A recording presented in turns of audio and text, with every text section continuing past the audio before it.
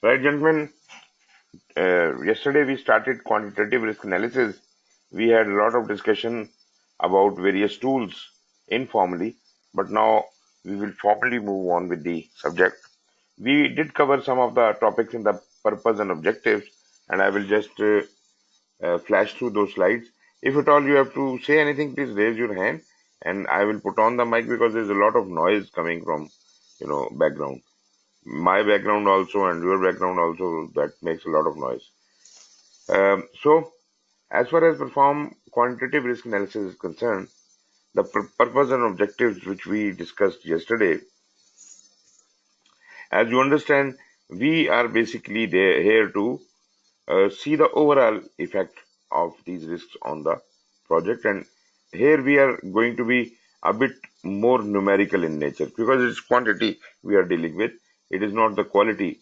So qualitative analysis was approximate and quantitative analysis is as true to the actual value as possible. But as we discussed yesterday, if we want to go very quantitative, that would take a lot of resources, time and effort, and that might not be feasible. So we will only go that much quantitative, which will make it clear for us to create a response for the for the risk. So our main purpose is to identify those risks which have to be responded to. Although we do have a shortlisted risks in the risk register now after qualitative analysis, we could have done the risk response planning for each one of them, but we do not want to do that because we want to be very careful. We want to most efficiently use our resources. We want to gain the maximum hit for each buck, highest level of efficiency we want to achieve. Therefore, we want to determine what is the overall risk of the project and which are those risks which, if treated by risk response, can reduce that risk. So, I want to reduce the overall risk of the project, number one. And number two, through sensitivity analysis, I want to find which are the uh, moments in time which are highest in risk and how can I reduce risk at those points? How can I release the pressure from those points? So I am trying to make my project safe by this quantitative risk analysis. One thing which I probably said much earlier but not yesterday was quantitative risk is not required in some cases. In some projects which are not very complex, which are simple, and after having done the qualitative analysis, we have so small number of shortlisted risks, and we can very easily discern what is to be done with these risks, and we don't really need to go for the overall risk assessment because that is so apparently visible. Therefore, quantitative risk could have been left out. So this could be an optional kind of a thing which could be used only in certain cases and not all the cases. So we are discussing here which the scenario in which the quantitative risk analysis is required. So when it is required, then we are looking at those things like the overall risk and the sensitive points in the life of the project. So okay, we have done this. We did talk about these questions. We said these questions have to be answered. Uh, Results will be compared to the project plan to give management an estimate of the overall project risk and will answer important questions like, no, once we have done that, these are the questions we will be in a position to answer after having the quantitative risk analysis. What is the probability of meeting the project's objectives? So we are talking from the overall perspective. We are not talking from individual risk perspective. How much contingency reserves overall is needed to provide the organization with a level of certainty it requires based upon its risk tolerance. What are those parts of the project, such as line item costs or schedule activities, which contribute the most risk when all risks are considered simultaneously? Yes, we have talked about it, that we have to identify those items which are causing the maximum damage on schedule, time, and cost. Which individual risks contribute the most to the overall project risk. So these are the risks which should be selected for further processing. Stakeholder tolerance. Estimating overall project risk using quantitative methods helps distinguish those projects where quantified risk threaten objectives beyond the tolerance of the stakeholders from those from which the objectives are within acceptance tolerances even when risk is considered. So what if this data is available to me? Probably this is much more of use for the program manager and the portfolio manager to decide on whether which project is more risky. So maybe in portfolio, if portfolio manager feels that this project is too much risky and we should rather not go ahead with it, and another project which has got lesser risk, where the project objectives are more likely to be met, why don't we move on to that? So that decision is based on the this quantitative risk analysis which we are doing here in the project. This data is used by program manager and the portfolio manager for making such like decisions. So our general comparison between the qualitative and quantitative risk analysis. Number one, qualitative addresses individual risks descriptively.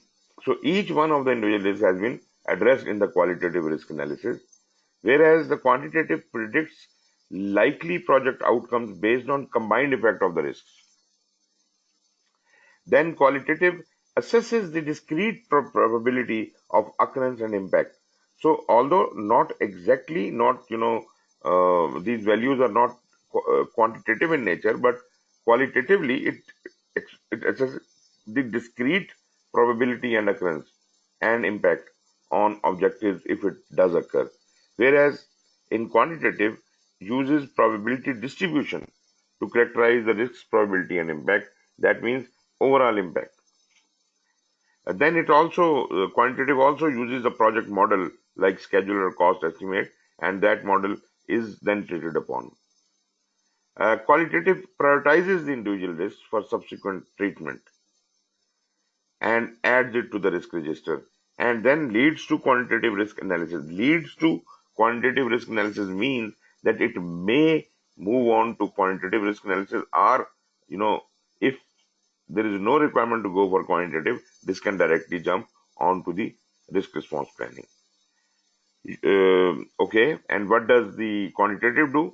Quantitative uses the quantitative method.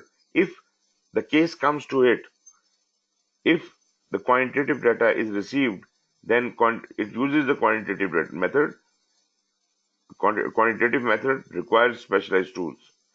Estimates likelihood of meeting targets and contingency needed to achieve desired level of comfort at the project level, and it identifies risks with greatest effect on overall project risk, and these are the risks which we need to treat.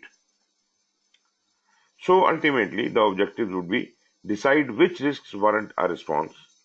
That is our main objective. Objectively evaluate the probability and impact of each of those risks. Determine the level of risk the project currently has and whether that level of risk is acceptable for the expected gain from the product of the project, meaning is it within the threshold? If it is beyond the threshold, it has to be treated, and therefore those risks which have the maximum impact, they must be treated with. Determine how much the project will cost and how long it will take if no further risk management actions are taken to decrease the project risk. Determine which risks require response planning and determine the probability of achieving cost or schedule objectives for the project.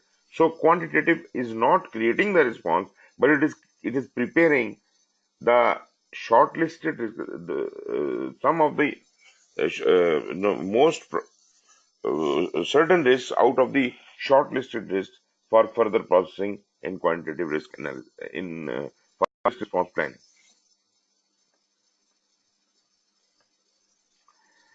So the inputs here, I think I should not refer to this because This is from the Rita's book, and they may be not very appropriate. We have already talked about the quantitative risk analysis. Let's see what's inside. Quantitative risk analysis from PMBOK 6th edition, process of numerically analyzing the combined effect of identified individual project risks and other sources of uncertainty on overall project objective. So our target is overall project objectives. The key benefit of this process is that it quantifies overall project risk exposure, and it can also provide additional quantitative risk information to support risk response planning. This process is not required for every project. This is exactly what I was saying. But where it is used, it is performed throughout the project. The input and outputs, etc., are shown here. So just have a look at this quantitative risk analysis inputs, tools, and techniques, and outputs. You see, uh, generally speaking, we need only four things: project management plan, project document, enterprise environmental factors, and organizational process assets. But from the quantitative risk analysis point of view, what exactly do I require in the project management plan? I definitely need the risk management plan, and I need all the three baselines, because these are the project objectives I have to see the overall impact on. So I need risk management plan and three baselines. And from project documents, naturally assumption logs will be taken care of. Basis of estimate is very important, because basis of estimate for schedule or cost or scope, whatever, all the estimates are to be considered when we are doing our calculations. Then I need to have the cost estimates and cost forecast. I need to have the duration estimates and naturally the duration schedule forecast. Milestone list is again very important, because I will be able to see and find whether which milestones can be met and cannot be met. Resource requirements, and naturally resource requirements, when I say, then I'm also talking about the resource estimates. Um, Risk register and risk report, which was the conventional output from the previous process, is coming as an input here, and that is ultimately culminating into a risk report from output. So what we are producing out of it is the risk report, and the tools and techniques we are using is the expert judgment. Naturally, we know about it. Data gathering, the interviewing tool is used here for, we might have certain questions which have to be clarified from the perspective of the overall project risk when we are doing the quantitative risk analysis. So interviews can be carried out. Facilitation techniques, as usual, interpersonal and team skills. We need to interact with the stakeholders, so we need to have some good facilitation techniques used for that. The different tool here is the representation of uncertainty. How do you represent the uncertainty? So the different models we are using for schedule and cost, like Monte Carlo and sensitivity analysis, these are actually the way we are going to represent our data and to defend our data, whether this should be done or this should not be done. So that would be my proof of evidence. The data analysis we will carry out is naturally the simulations and sensitivity analysis, decision tree analysis, and influence diagrams. We have talked about simulations like Monte Carlo, sensitivity analysis like tornado diagrams, decision tree we will be talking right here, and influence diagrams are like which which are the items which are being influenced most by other items. So there would be, I'll be showing you the influence diagram, and things will be much more clearer. And ultimately, the project risk report is going to come out of it. So not very complex. The data flow diagram is natural. Sensitivity and decision tree analysis. Sensitivity analysis determines which risks have the most potential impact on the project. So I need to understand which risks are the heaviest within the shortlisted risks, and moreover, which risks are having simultaneous impact on your project at any point in time.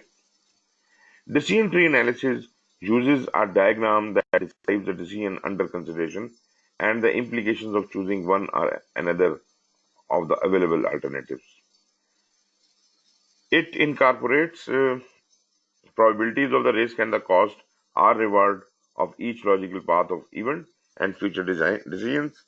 Solving the decision tree indicates which decision yields the greatest expected value when all the uncertain implications, cost, reward, and subsequent decisions are quantified. Data analysis, as we are talking about simulation, I have already described it to you. We'll look at it from the perspective of the sixth edition. Quantitative risk analysis uses a model that simulates the combined effect of individual project risks and other sources of uncertainty to evaluate their potential impact on achieving project objectives. So this is the most applicable tool here is Monte Carlo analysis. Simulations are typically performed using a Monte Carlo analysis. When running a Monte Carlo analysis for cost risk, the simulation uses the project cost estimates, the 3-point estimate for cost. When running the Monte Carlo analysis for schedule risk, the schedule network diagram and duration estimates are used. An integrated quantitative cost schedule risk analysis uses both inputs. The output is a quantitative risk analysis model. Computer software is used to iterate the quantitative risk analysis model several thousand times. The input values, which include the cost estimates, the duration estimates, the occurrence of probabilistic branches, are chosen at random for each iteration. So, out of the three values, there could be two ways of doing it. Number one, I have three values for every activity, three estimates. So, take a estimate at random out of the three. And another way could be take any value between the pessimist and optimist at random. Both ways can be done, whichever approach you want to use. But you see, we will get better results if we take three values because the middle value is of more weightage.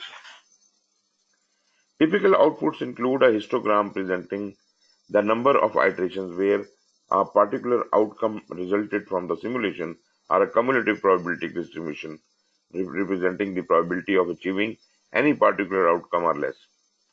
So the example is a S-curve from a Monte Carlo cost risk analysis as shown in 11.13. So this could be something, are you aware about the Z curve, Z value? Ji Janab. Have you heard about the Z value? Sir, I have heard about S curve but not Z value. Okay. This is not the same S curve, but you used to look at in the cost baseline. This is not the cost baseline, right? This is different. But there is another value. First, let me explain the other value, which is the Z value. In Z value, we have a graph like this. This is reverse of S curve. Now, yesterday I was telling you. Yesterday I was explaining to you how you calculate the simulation on your own, right? Manually, not through computer. Do you remember that? We calculated the estimated duration for the whole project, which was quite simpler. It was simple uh, forward pass.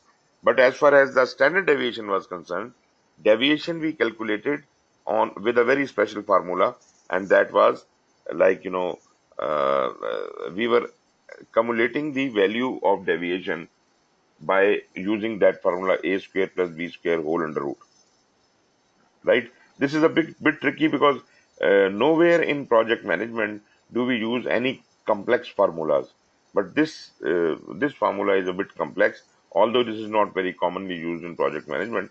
But as far as the understanding is concerned, I would like you to understand how it is calculated. So we calculated uh, the standard deviation for the whole project, and you know the procedure we discussed yesterday. Now you have got say 11.7 days as your project duration, but it is likely that your project will get delayed. So you are expecting the delay to be till 13 days. So how much damage will it cause? Do not consider the Monte Carlo right now. Forget about the Monte Carlo. So the formula for that is uh, target date minus estimated time divided by S. S is the deviation. Are you with me? Yes, sir. So for example, my project TE is 11.7 and my S was, what was the value of S? So 1.5. 1.8. No, it was something else. 2.86, I think.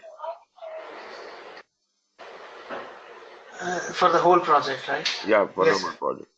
I think it was It was 2.86. Okay, now what is your target date? Target date is 13 days, right? So apply this formula and see what happens. It will give you how much? 1.3 divided by 2.86, and that comes out to be 0.5 something, 0.66, sir. 0.66. Okay, so now just imagine that graph which is showing in front of you is not there, and you have this Z curve. A Z curve has on one side the percentage, and on other side it is showing the optimal value to be uh, 11.7, right? So this is based on 11.7. So because on 11.7 you will get an exact value of 1, but because you are not completing on 11.7, your value is 13, which is how much? Minus 0. No, plus 0.66. So on the digits in the bottom x coordinate would be showing similar kind values, like maybe 0 is here and 0.66 is here, and then are the minus values. These are all minus values, minus something, whatever, 1.7, 2.8, or whatever. So if you can have 0.66 extended upwards, it will touch somewhere onto your Z curve, and from Z curve, if you can somehow draw a line, it will be something like showing 91%. So 91% is your Z value. This is the formula for Z value. 91% is your Z value. That means you have 91% of percent chances of completing this project in 13 days. 11.7, you are sure that 100% chances are you can do it in 11.7, and then the delay, if it causes into 13 days, the damage it is causing only is 9%. So 91% chances are that you will be able to accomplish your project objectives. So this was from the calculation of the manual calculation of the simulation, but there was no simulations actually happening there. We just used the 3-point estimate data and applied that onto the network diagram, and we calculated this. And I said that that calculation is not very reliable. It is not better than Monte Carlo analysis. Now, Monte Carlo analysis, what it does is, it does a similar thing happening in the computer program, but it does not create a Z value. It creates a S graph. Now, please do not compare this S shape with your earned value or your cost baseline. This is not your cost baseline. Again, even on this S value, we have got cumulative probability from 0 to 100%. And in case of Monte Carlo analysis, my 100% is this. So this is giving me the one value, and it is made according to the cost. How much money will it require to complete at 80, say 80, 85%? There 85% chance, this is 85% chance that the project will be completed in 2.45 million. And what is the 100% chance? 100% chance is that project will be completed in, expected value is 2.35 million. This is the expected value. So project is likely to complete in 2.35 million, but in this case, it may take up to 2.5 million. So zero point 0.2 million extra expenditure will be incurred. So just compare the two methods I have just shown you. The first method was of the Z value, which was not that much accurate, but in absence of Monte Carlo, you can somehow rely on that. But you have to do a lot of manual calculations, because if you are doing cost thing, then you have to do all the calculations that way. And again, I would say that is again not very accurate, because you are not actually running any number of simulations. You are just making some calculations based on the 3-point estimate. Here in Monte Carlo, we have actual data and we are randomizing it, and ultimately we are running it through hundreds and thousands of times, and ultimately the result which we get is going to be much better. So Z value is not relevant if you are using simulation through Monte Carlo, and Monte Carlo is going to give you better results. So this is just showing you that at 25%, 23% chances are, look here, 23% chances are the project can be completed in 2.2 million. So your the expected value according to Monte Carlo simulation is 2.35 million. But if your boss wants you to save the money, you can tell him there is only 23% chance that we can complete it in 2.2 million. So he has given you a target of doing this job in 2.2 million, and you can tell him there's a very low probability that you can do it in that one.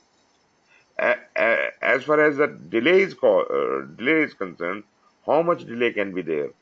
The maximum delay could be that we are delayed till the last point, and that would be the maximum 2.8 million expenditure. So 2.35 to 2.8, the difference is the extra expenditure you are going to incur. So I think this will give you a fair idea how Monte Carlo can help you, not only from the cost perspective, but also from the scheduling perspective. It will help you forecast how and when the project can be completed and in how much money. So you can integrate the cost and schedule, and you can also play around with this graph and find out the most appropriate time, most appropriate place where the minimum money, minimum cost, and minimum disturbance to the duration is caused.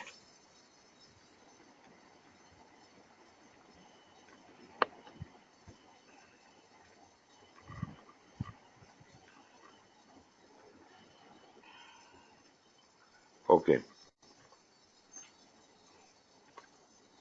As far as sensitivity analysis is concerned, this helps to determine which individual project risks or other sources of uncertainty have the most potential impact on the project outcomes. So it correlates the variations in project outcomes with variations in elements of quantitative risk analysis model.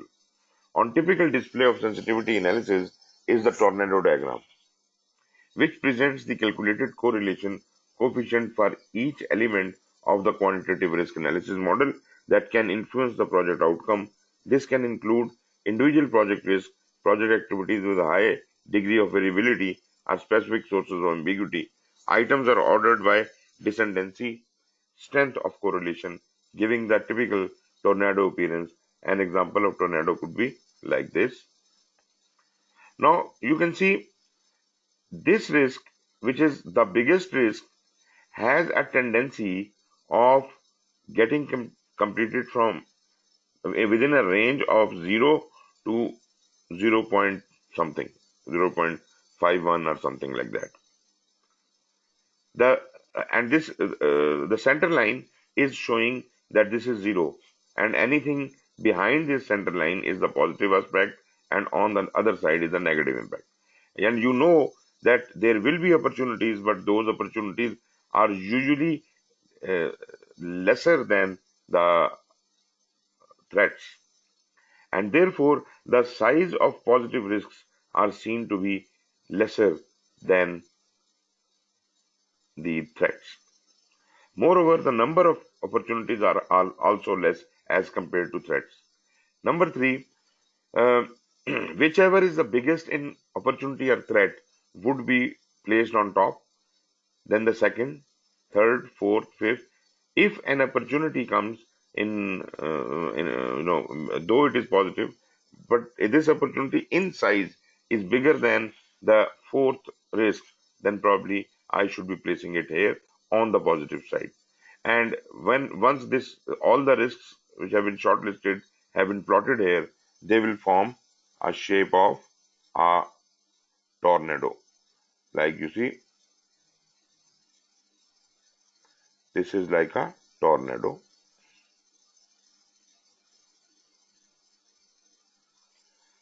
That's why it is called tornado diagram. So this is showing the correlation with the project durations, and it is exclusively talking about the project durations and nothing else. It is not dealing with the cost.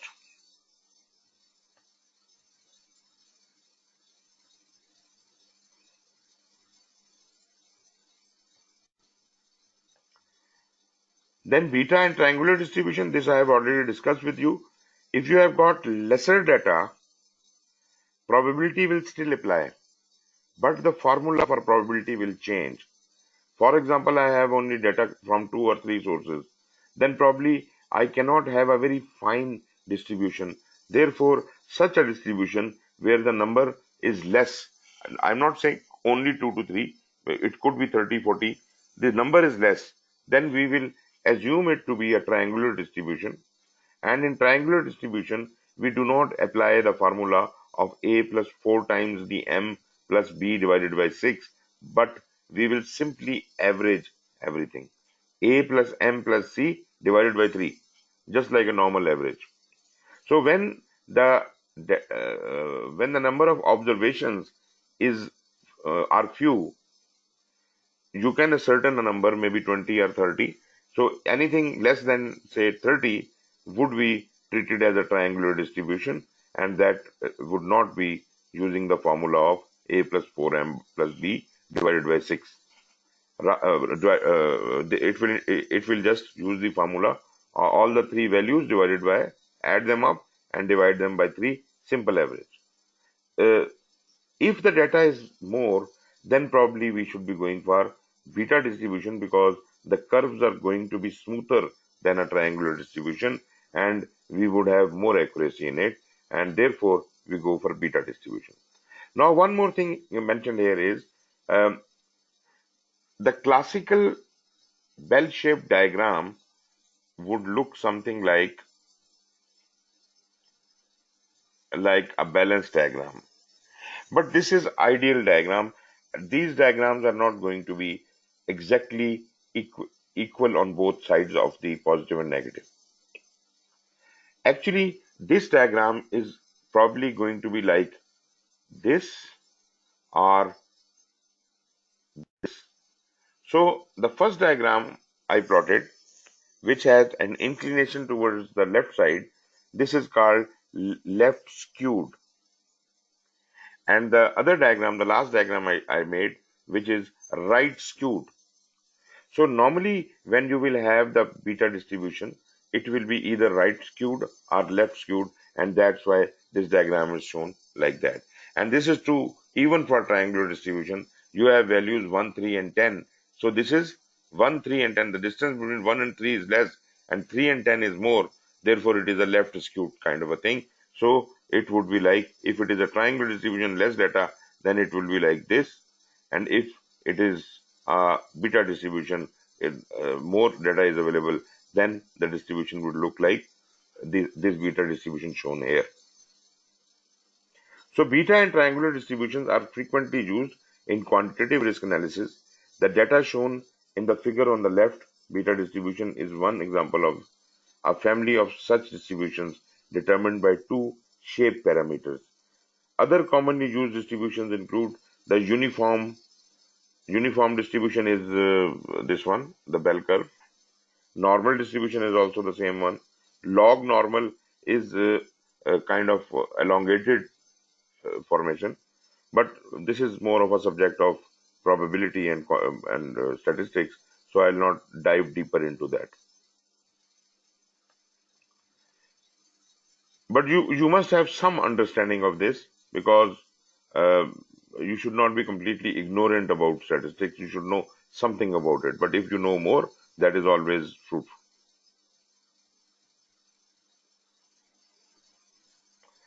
Now, expected monetary value. Expected monetary value is a statistical concept that calculates the average outcome when the future includes scenarios that may or may not happen. That is, if there are more than one probabilities involved in a series of in a series of actions, then all those probabilities will have a cumulative effect, or rather, I would say they will be multiplied with each other. Okay, a very simple example, probably that would not be new for you. You would already be knowing it. If I flip a coin, what are the chances that I will get the head? Yes, please. Sir, for a coin, it would be 1 by 2 Okay. And because what there are two outcomes possible. two outcomes possible, 50-50 chance. So 50% is the probability. Okay, if I flip this coin twice, what is the probability of getting heads both time? So that would be 1 by 2 multiplied by 1 by 2. That is 1 by 4. So both the probabilities, there are two uncertainties into this situation. So both these uncertainties will be multiplied. So that will be 1 by 2 divided by 1 multiplied by 1.2 is equal to 1 by 4, which is 25% probability. And if you do it yet again, then it would be 1 by 4 into 1 by 2. That would be 1 by 8. So this way, the chances keep becoming lesser and lesser of continuously gaining the same result. So, um, expected monetary value also, we have got various paths on a decision tree, and every path has many turns and many probabilities adding to it. So all the probabilities added in the way, all are multiplied together to find the total weight of that probability. And then if the impact is also given, you understand the probability, the ultimate probability is going to be multiplied by that impact, and that will give you the exposure of that risk on that path. So you may have many paths. Like you see, you say, if I do this, there are two possibilities. Either this can happen or that can happen. And if this happens, I have still two possibilities. So the decision tree can keep branching out, and if I have to follow a result on a specific path from the branch, start of the branch till the end of the branch, then all the probabilities coming in the way will be multiplied, and if at all there is any amount specified at the end of that branch, that would be multiplied by this probability, which will give the weight of this probability, the possibility of having this probability. Now, if you are trying to calculate the weight of the whole branch, then all the probabilities on different paths within that branch are separately calculated and added together to find the expected monetary value of the whole branch. But expected monetary value of any one of the branches till end is going to be multiplication of all the probabilities multiplied by impact, if any. So that is exactly what we have seen on the decision tree exercise, which we have already seen during the risk management plan. But I'll show it again to you. Decision trees are used to support selection of best of several alternative courses of action. Alternative paths through the project are shown in the decision tree using branches representing different decisions or events, each of which can have associated costs and related individual project risks. The endpoint of branches in the decision tree represent the outcome the following particular path, which can be negative or positive. The decision tree is evaluated by calculating the expected monetary value of each branch, allowing the optimal path to be selected. So if you have to choose the best path out of the many branches, then whichever is the highest value or the most positive value, that would be the winner. If you have to find the whole weight of the branch, then add all the results and that will give you the ultimate weight of the branch.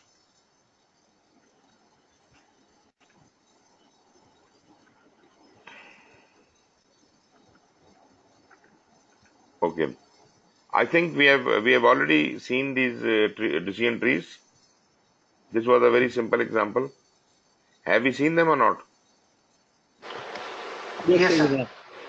We have followed them earlier. So in this case, we can see that uh, because the both the doing project A or project B both are 50% chances each. So naturally that is nullified and the whole decision is then lying on the success of whichever project is more probable. And that case B is more probable.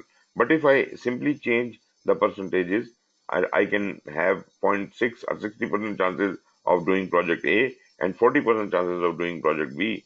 Our decision will change. It will no more be project B, it will be project A because zero point 0.6, 60% in the beginning will be multiplied by 60% for success and that would give me 0.36. Whereas the value of the success for the project B would be 0.5 into 4 into zero point 0.7 and that would be 0.28. So the winner would be in this case project A. Again, this example, just revisiting the same example. So, can you understand this? Yes, sir. So, this is very simple. I am trying to calculate the weight of the whole branch, whether I should take this decision or not. And if you don't, I don't take this decision, I just don't spend any money. But if I take this decision, I have to make certain investments at various points, and naturally, I will earn something out of it. Somewhere it is loss and somewhere it is profit. So just by looking at the figures, probably we can't really guess that we will be in positive or negative. But if we can somehow find the value of each branch and then add them up like this is branch number 1, branch 2 and branch 3. Although there are two values which are negative, but the positive value is still bigger and ultimately we are still in 6,500 positive. That means it is worth risk taking because this is resulting in a positive value. So there is a high probability that we will be in the positive. Therefore, this decision must be taken.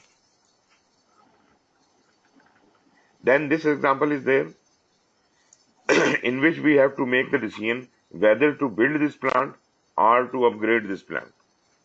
I hope we did this also.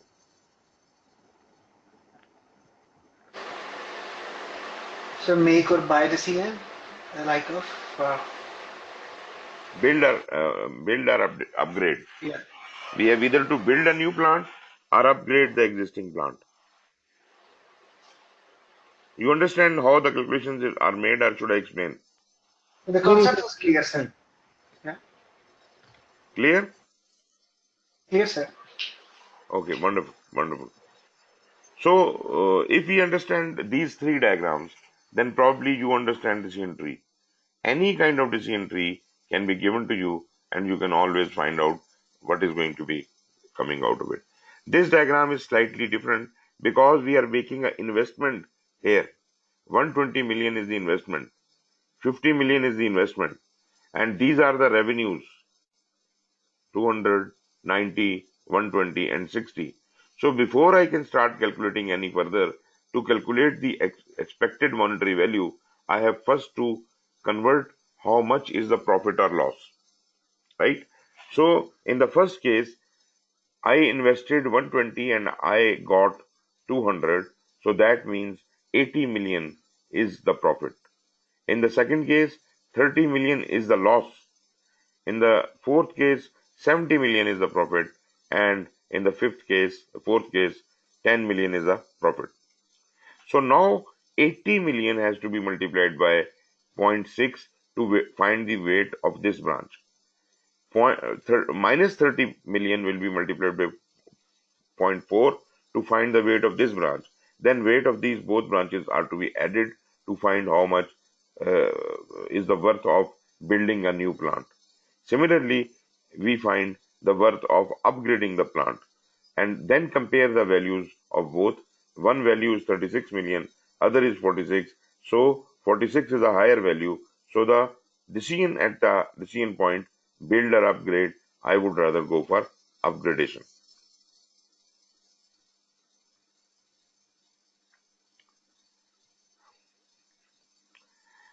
Okay, coming over to the critical success factors. There are 6 critical success factors here.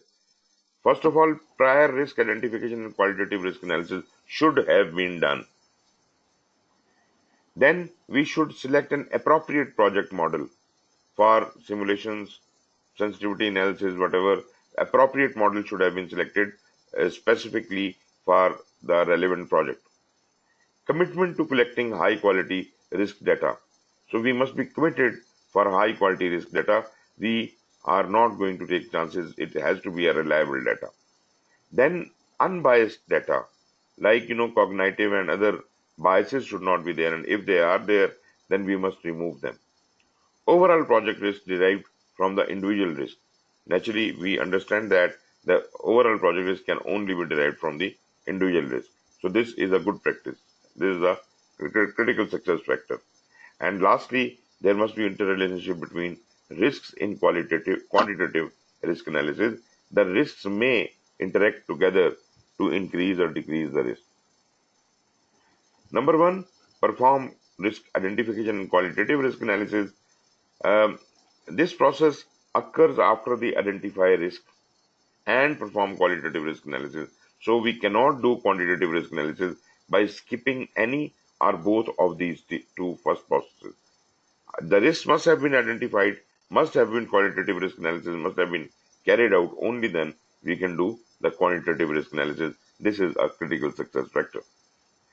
Reference to a prioritized list of identified risks ensures that the performed quantitative risk analysis process will consider all significant risks when analyzing their effects quantitatively.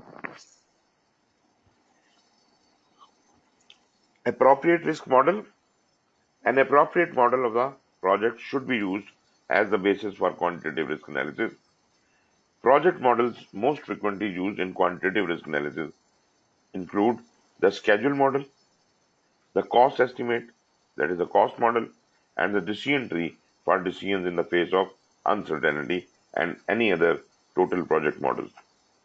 Quantitative risk analysis is especially sensitive to the completeness and correctness of the model of the project that is used.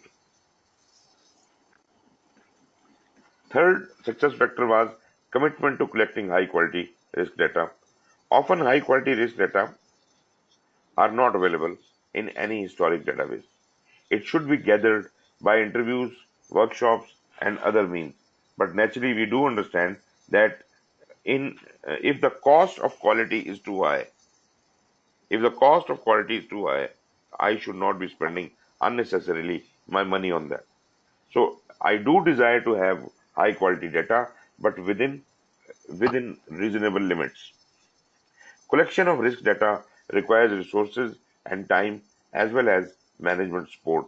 So if you have got that kind of resources available at your disposal, probably you can go for it. Unbiased data, as we have already discussed, there are two types of biases, cognitive and motivational. So, success in gathering risk analysis data requires the ability to recognize where biases occur and combating those biases are developing other unbiased sources of data. If you see the source of data is too biased, probably you can leave it and you can try the same data to be collected from an unbiased source.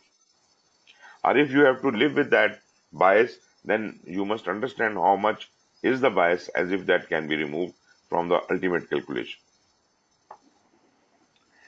7.2.5 is the overall project risk derived from individual risk.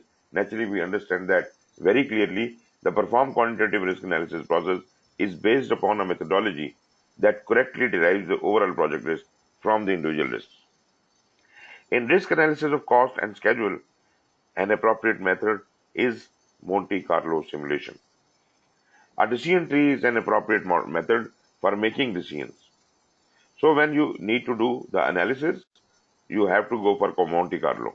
If you have to make a decision, go for decision tree. When future events are not certain, using the probability and impact of all risks and combining their effect to derive an overall project measure such as value or cost.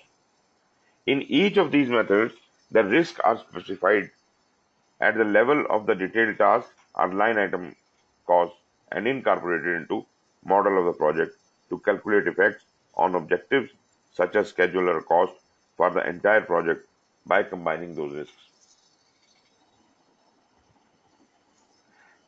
Last but not the least is the interrelationship between the risks. As we have been talking about, the risks may be occurring together. There might have been either this relationship that they are occurring together, or one risk prompts another risk and then a chain reaction starts. Attention should be given to the possibility that the individual risks in the project model are related to each other. For example, several risks may have a common root cause. This is also one kind of a relationship. And that is very important if we can find this out. Because just by removing this one root cause, I can resolve so many risks. So it is very good if we can somehow classify them into root causes and therefore are likely to occur together. So if the cause is reduced or removed, none of these risks will occur. This possibility is sometimes addressed by correlating the risks that are related, ensuring that they generally occur together during the analysis. Another common way to represent the risks which occur together is by using the risk register listing of the risk or root cause and attaching it to several project elements such as schedule activities or common cost elements. When a particular risk occurs, the affected elements will also experience the effect of that risk register. That risk together. Then are the tools and techniques. We already have talked about the Monte Carlo and sensitivity and decision tree and all. So comprehensive risk representation should be there as far as the tools and techniques are concerned. Appropriate tool should be used and comprehensively it should represent what we are trying to do here. If we are doing modeling, then it must be justified that Monte Carlo analysis has to be done here. Risk impact calculations, quantitative method appropriate to analyzing uncertainty, data gathering tools, effective representation of quantitative risk analysis results.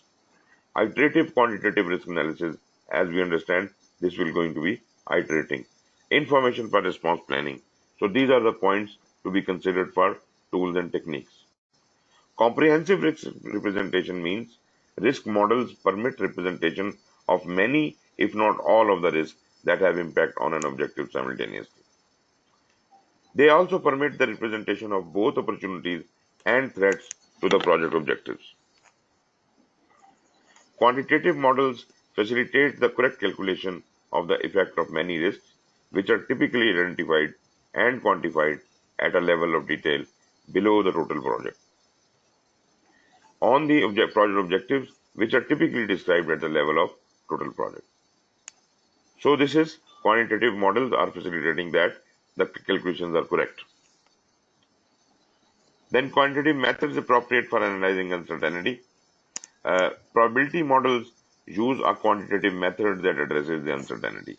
Specifically, the method should be able to handle the way the uncertainty is represented predominantly as probability of an event occurring or as probability distribution for a range of outcomes. If it is probability distribution, we have to use a different tool. If it is just the uncertainty, we have to use a different tool. A good example of this is use the Monte Carlo simulation tool that permit the combination of probability and distribution of line item cost or schedule activity.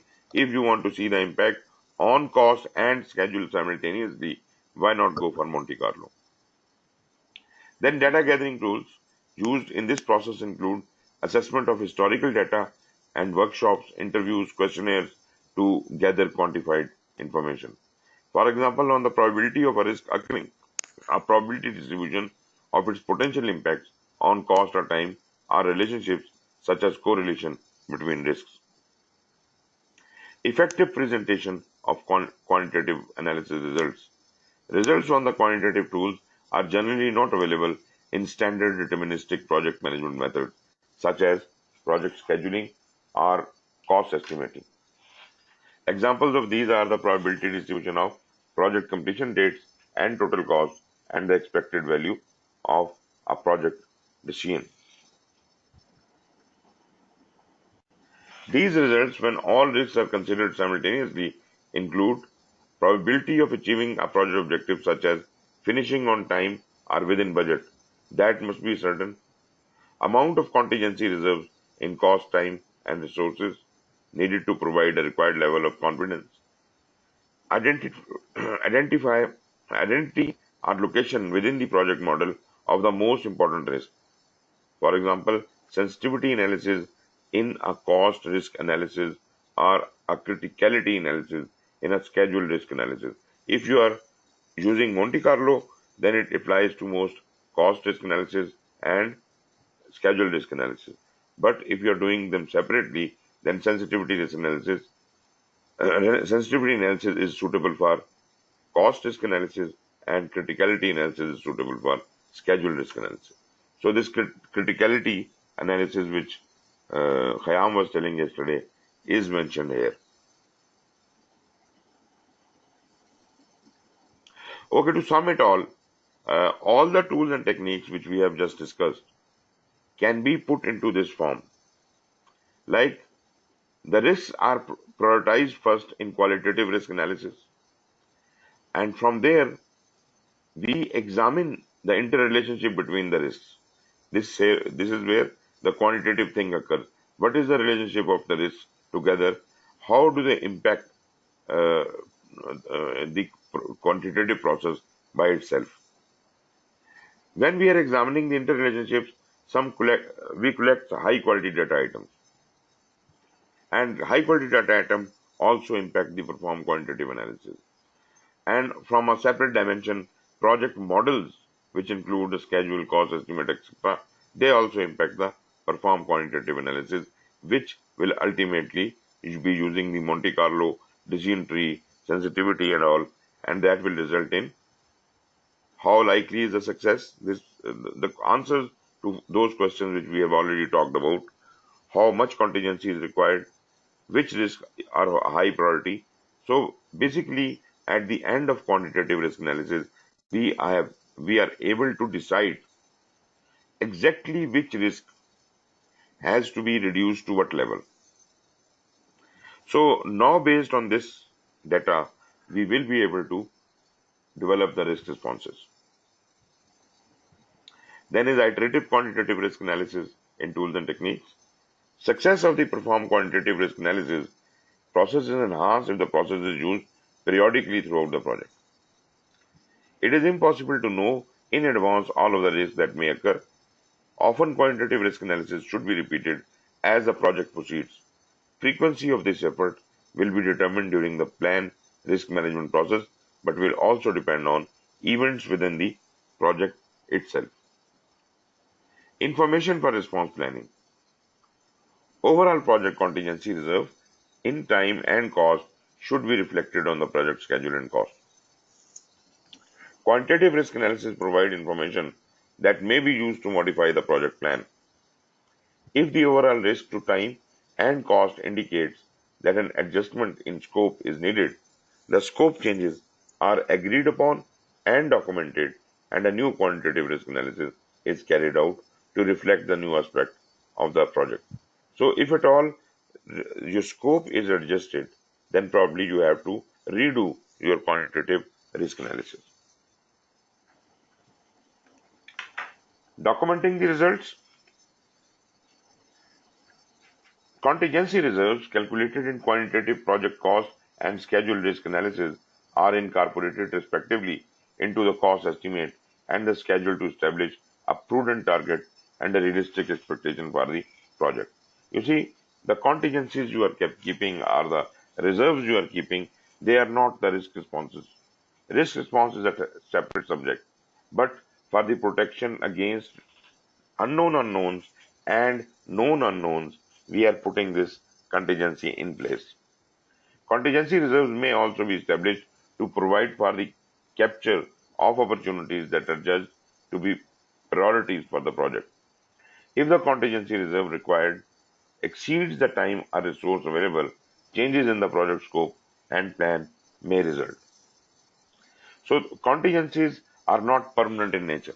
Maybe the contingencies you do design are devised in the beginning are no more applicable, and a change request is required for further contingencies to be allocated. So that way we will be able to tap into the management reserve if it is allowed.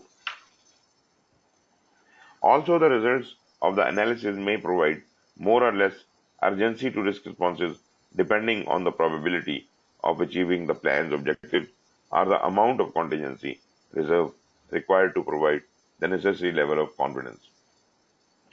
The results of a quantitative risk analysis are recorded and passed on to the person or the group responsible for project management within the organization for any further action required to make full use of these results. This brings us to the end of quantitative risk analysis. So if you have any questions or discussions, we can do that.